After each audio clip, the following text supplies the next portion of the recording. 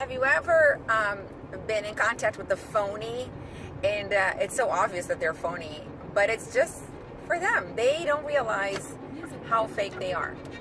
Have you ever been in a situation where you're looking at a person and you're like, that's BS, come on. But the person doesn't see it, the person doesn't smell it, the person doesn't realize. So the only person that they're fooling is themselves. Everybody else around them knows that they're phony.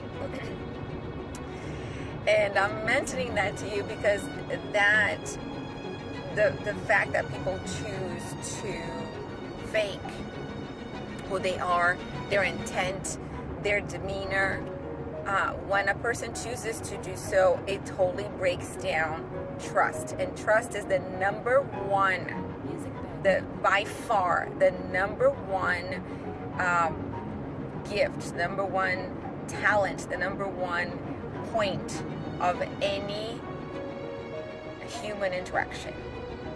Trust. And so when I'm hired to come and assess a business to see where there is a gap in production, a gap in morale, a gap in whatever it is, generally when somebody asks me to come over and assess, they can't really pinpoint what is it that the business or the startup needs in order for it to have a 10x growth.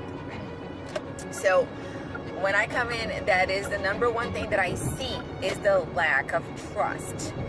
It could be in between team members, it could be in between leadership and team, it could be in between founders and leaders, it could be in between clients and product and service. But that's the number one thing that you want to assess in you and in your business and in your way of doing business. It might not be that the business itself is not portraying trust, but you, within you, how you operate your business. And so if people can see in you that you say things with your mouth, but you act a different way, you have lost trust. And what happens is people are not going to support that. And so if you're having a tough time growing your business, growing your sales, growing your reach, have a checkup from the neck up in how you put yourself out there, how you show what you have to offer, how do you deal with the people that are in business with you.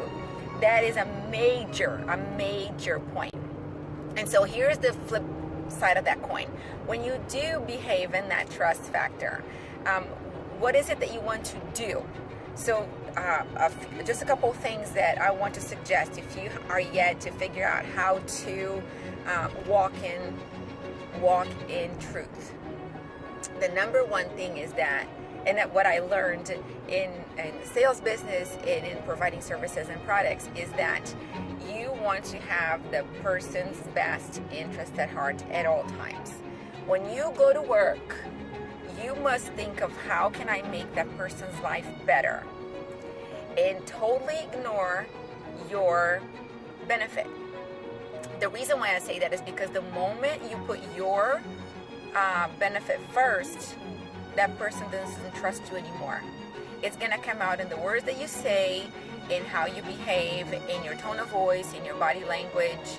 It's going to come out everywhere. When you put your interests first before your audience, you have now lost trust, because now they know that the demeanor that you take, the steps that you take, the decisions that you make are going to be for your benefit and not for them. Okay? They will only trust when you put them first. So how can you pivot in that train of thought? One tool, a visual that was taught to me in the very beginning of my sales career was that I was supposed to, when I went to an appointment, I was supposed to take the dollar signs out of my eyes. And I didn't really understand that until I understood the concept of trust. So if I'm going to see a client and all I'm thinking about is how much money I can make at this appointment or how much money they're going to bring to me, if I'm calculating what I'm going to get from this, I have already lost it. Doesn't matter how I fake it. Doesn't matter how I can totally wing it. The person will know by my demeanor, by my words, by how I phrase sentences that comes out. When you don't have that person's best interest at heart in the very beginning of the transaction, you have already lost it. You might even close, you might even take money home that day, or for your transaction, but you do not have their trust. So that's my business help for today. If you have a startup or if you have a business and you are looking to pinpoint where it's lacking, check that out. We can have another conversation about your specific situation, but truly, that's a very good starting point for you. Have a great day. Bye.